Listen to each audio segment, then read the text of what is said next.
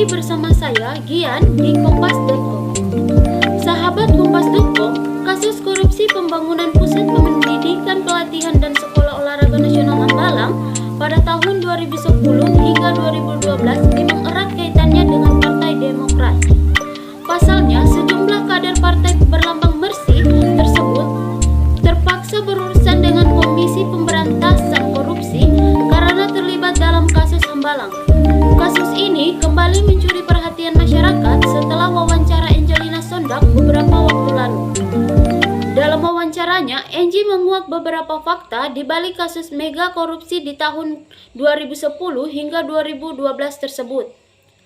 Seperti diketahui, kasus ini menyeret beberapa nama elit pejabat di masa tersebut. Berikut rinciannya. Nazarudin dinilai terbukti melakukan tindak pidana korupsi dengan menerima suap berupa cek senilai 4,6 miliar rupiah dari PT Duta Graha Indah. Menurut Majelis Hakim, Nazarudin mengatur pemenangan PT Duta Graha Indah sebagai pelaksanaan proyek Wisma Atlet. Uang dalam bentuk 5 lembar cek yang diterima Nazarudin dari PT tersebut merupakan realisasi komitmen fee 13% yang disepakati pihak PT dengan Nazarudin. Mahkamah Agung kemudian memperberat hukuman Nazarudin dari 4 tahun 10 bulan penjara menjadi 7 tahun penjara. Salah satu yang menarik perhatian publik saat itu adalah ketika mantan ketua Partai Demokrat Anas Urbaningrum dinyatakan sebagai tersangka dalam kasus mega proyek Hambalang.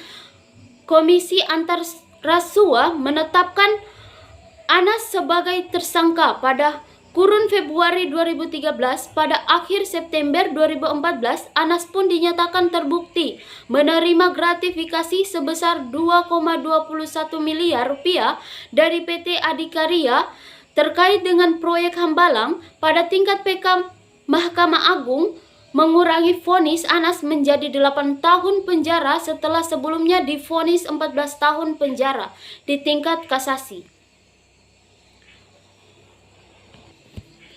Selain Anas, kader Demokrat lainnya yang terseret dalam kasus Hambalang adalah mantan Menteri Pemuda Olahraga Andi Malarangeng. Pada Juli 2014, Andi dihukum 4 tahun penjara dan denda 200 juta rupiah, subsidiar 2 bulan penjara karena dinilai terbukti memperkaya diri sendiri sebesar 2 miliar rupiah dan 550 ribu dolar Amerika Serikat.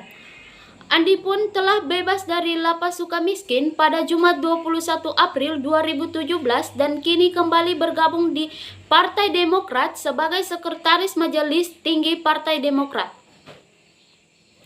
Sementara itu, pada Januari 2013, Angelina Sondak divonis terbukti menerima suap sebesar 2,5 miliar rupiah dan 1,2 juta dolar Amerika Serikat dalam pembahasan anggaran di Kementerian Pemuda dan Olahraga serta Kementerian Pendidikan dan Kebudayaan. Pada pengadilan tingkat pertama, Angie divonis 4,5 tahun penjara dan denda 250 juta rupiah. Namun vonis tersebut bertambah berat pada tingkat kasasi ketika Angie divonis 12 tahun penjara dan denda 500 juta rupiah serta kewajiban membayar uang pengganti senilai 12,58 miliar rupiah dan 2,3 juta dolar Amerika Serikat. Kemudian peninjauan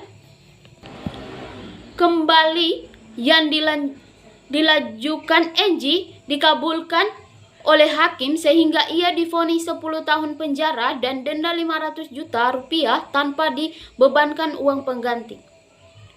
Ya, sekian dari saya. Sampai jumpa.